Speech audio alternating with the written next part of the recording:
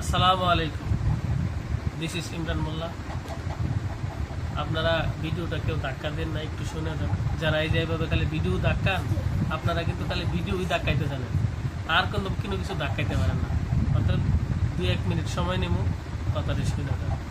আমরা যারা প্রবাসী ভাইদেরকে নিয়ে অনেক মন্তব্য করি, আমরা যারা প্রবাসী পরিবারদের পিছনে, প্রবাসীর পিছনে, তাদের পিছনে আমরা লেগে থাকি, তো চিন্তা করেন না যে আজকে আমরা যে দেশ কোথায় আছি, যে প্রবাসী রেমিটেন্স দিয়েই কিন্তু দেশ আলহামদুলিল্লাহ সচল। অতএব একটা প্রবাসীর মনে যে কত জ্বালা, একমাত্র যে প্রবাসী আছে একমাত্র সেই কিন্তু জানে। অতএব দেখেন, সে সারাদিন এই অফিসের কাজকাম করে, যত ঘন্টা ডিউটি আর কি, সে অফিসের কাজ কাম করে, আবার যখন সে বাসায় আসে, তার রুমও আসে, তখনও কিন্তু সে রান্না বাড়া গোসল সব কিছু এভরিথিং যা কিছু আছে তার করতে হয়। তো সব মিলাই কিন্তু, এবং কি যে পরিবারের মুখে হাসি ফুটানোর জন্য সে কতই না কষ্ট করে। বাড়িতে যখনই ফোন দেয়, আমারও তো 3 ভাই বাহিরে থাকে, তো এমন প্রত্যেকটা ঘরতেই কিন্তু বর্তমানে প্রবাসী আছে। তো যখনই সে বাড়িতে ফোন দেয়, সে যত কষ্টই থাকুক, তার মুখটা কিন্তু হাসি থাকে। সে কিন্তু বলে আলহামদুলিল্লাহ, আমি ভালো আছি, তোমরা কেমন আছো। তো দেখেন, আমাদের চাওয়া কিন্তু শুধু সে টাকা পাঠাবে, তাকে পাঠাইছি বিদেশে, সে একটা টাকার মেশিন, আর আমরা খালি তার টাকা বুক করবো। আর সে কিন্তু একজন কুলুর বলদ।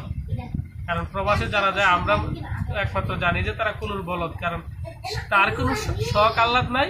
শখ আহ্লাদ শুধু তার পরিবারের, তার ছোট ভাইয়ের একটা বাইক লাগবে, তার মার কানের যে দুল লাগবে, তার ওয়াইফের এটা লাগবে, তার ছেলে সন্তান মানুষ করতে হবে।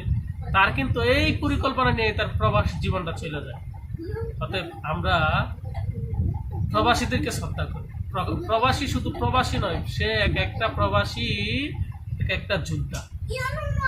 কারণ একটা যোদ্ধা না হইলে তো এত কষ্ট করা যায়, বছরকে বছর, মাসকে মাস, যুগকে যুগ পার করে দিচ্ছে প্রবাসী। এই কারণে ভাই, আমি দিস ইজ ইমরান মোল্লা। আগামী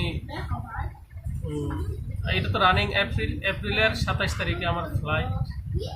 আমিও একটা ভিসা পাইছি আর কি, সৌদি রেডিমেক্স কোম্পানির বিষয়ে যাচ্ছে আর কি। তো সৌদিতে যাচ্ছি, তা আমার জন্য সবাই দোয়া করবেন। আমার ফেসবুক ফ্রেন্ড যারা আছেন এবং আমার প্রবাসী ভাই যারা আছেন, যাদের সামনে আমার এই ভিডিওটা পড়বে, তো সবাই আমার জন্য দোয়া করবেন যে অতি শীঘ্রই আল্লাহ তাআলা যদি চান, তাহলে আমি 27 তারিখে আমি দাম্মামে আসবো।